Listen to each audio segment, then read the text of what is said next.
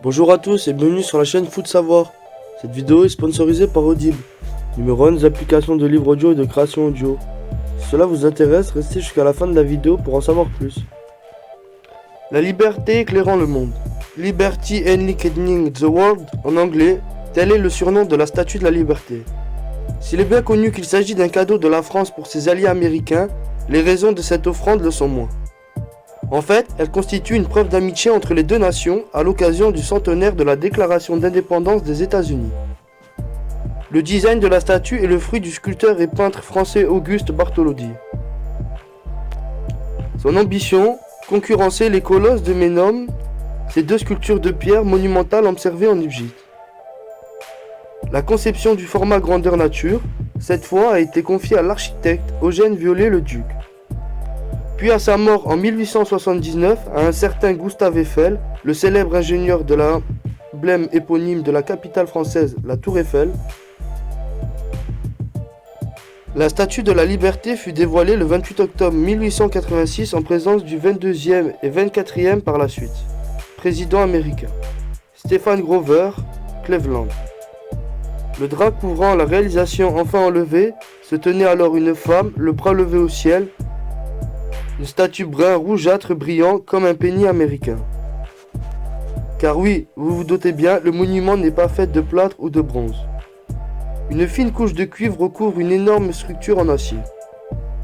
En 1886, l'idole n'était ainsi pas du tout de couleur verte, mais rouge. Pendant 30 ans, ce cuivre s'est fait oxyder très rapidement au contact de l'air et des intempéries. D'abord en rouille, puis en vert.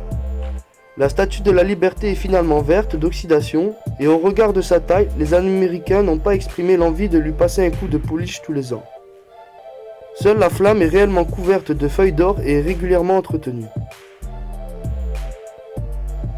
Quant à la symbolique de la Statue de la Liberté, la femme porte une couronne à 7 pointes pour les 7 continents, Amérique du Nord, Amérique du Sud, Afrique, Asie, Europe, Océanie, Antarctique, et les 7 mers, Pacifique du Nord, Pacifique du Sud, Atlantique du Nord, Atlantique du Sud, Océan Indien, Océan Arctique et Océan Antarctique. À ses pieds, une chaîne brisée de l'esclavage représente la liberté. La tablette portée par son bras gauche, la loi, on peut d'ailleurs y lire en chiffres romains le 4 juillet 1776, en chiffres et en lettres romains date de l'indépendance américaine. Vous l'aurez compris. La torche symbolise la lumière, éclairant les humains pour les aider à mener leur vie.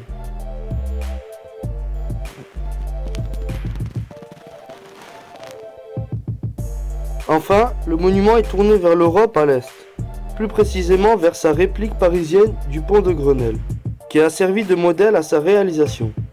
Il en existe d'ailleurs des copies à travers le monde entier, dont pas moins de 6 autres dans la capitale française.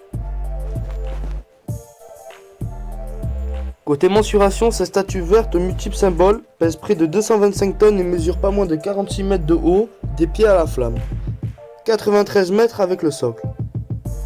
La tête mesure à elle seule 4,40 cm, le bras droit près de 13 mètres, la main 5 mètres, et si vous vous posiez la question, la liberté éclairant le monde a une pointure de taille 914,5. Merci d'avoir visionné cette vidéo jusqu'à la fin.